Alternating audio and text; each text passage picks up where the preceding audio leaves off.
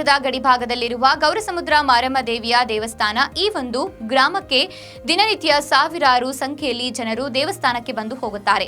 ಈ ಒಂದು ಗ್ರಾಮದಲ್ಲಿ ಒಂದು ಆರೋಗ್ಯ ಉಪಕೇಂದ್ರವಿದೆ. ಆದರೆ ಸುಮಾರು 8 ತಿಂಗಳಿಂದ ಆರೋಗ್ಯ ಉಪಕೇಂದ್ರಕ್ಕೆ ಬೀಗ ಹಾಕಿದ್ದು ಯಾವುದೇ ರೀತಿಯ ಆರೋಗ್ಯ ಸೌಲಭ್ಯವನ್ನ ನೀಡಿರುವುದಿಲ್ಲ.